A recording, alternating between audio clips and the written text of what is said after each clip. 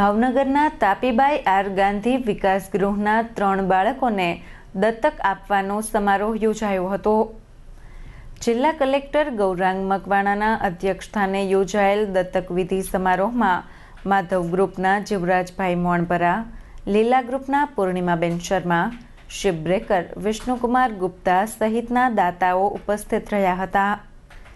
Collector સહિતના મહેમાનોની ઉપસ્થિતિમાં સંસ્થાના 2 બાળકોને નડિયાદ અને નવસારીના દંપતીએ દત્તક લીધા હતા। મથુરા છોડીને ગોકુળ પાલક માતા પિતા નંદી યશોદા પાસે ગયા હતા।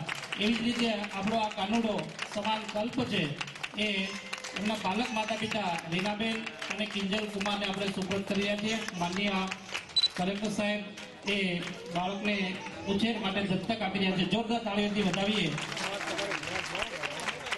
દીપુને પાલેથી કરશે અને પિતાનું પ્રાંગણ પ્રાપ્ત કરશે।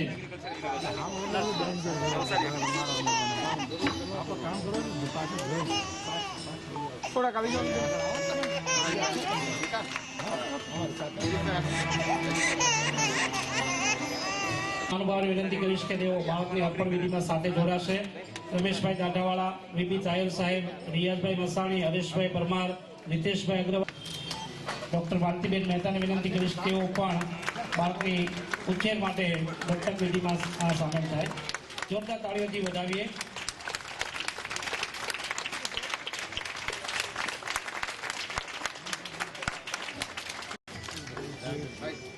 વૈભવભાઈ દેસાઈ અને પુષ્પગુચ્છ અને રૂપના પાલક પિતા એવા વૈભવભાઈ દેસાઈનું નરેન્દ્રભાઈને વિનંતી કરીશ કે તેઓ પુષ્પગુચ્છ અને રૂપાલથી વૈભવભાઈનું સન્માન કરે।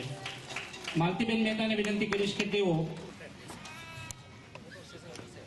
દીપ પ્રાગટ્ય બાદ આપણી પરંપરા મુજબ સંસ્થાના મંત્રી શ્રી ડોક્ટર જેપી મયાણી સાહેબ કરી અને સંસ્થાનો પરિચય આપે। ડોક્ટર જેપી મયાણી આ શાળાના આચાર્ય તરીકે અને ત્યારબાદ વિકાસ ગૃહમાં પીએનઆરના મુખ્ય સેવક મુરબીશ્રી બાબાભાઈ પારસભાઈ, આ સંસ્થા પરિવારના સર્વ ટ્રસ્ટીશ્રીઓ। આ પ્રસંગે લીલા ગ્રુપ પરિવાર વતી પૂર્ણિમાબેન શર્માએ સંસ્થાને ₹11 લાખ તેમજ ઉપસ્થિત અન્ય દાતાઓએ સંસ્થાને મોટી રકમનું દાન આપ્યું હતું। તેમણે જાહેર કરેલી રકમમાંથી અત્યારે 5 લાખ રૂપિયા તો એડવાન્સમાં અમને આ સંસ્થાને મળી રહ્યા છે। ખૂબ આ કાર્યક્રમમાં વિકાસ ગૃહના ટ્રસ્ટીઓ, આમંત્રિતો હાજર રહ્યા હતા।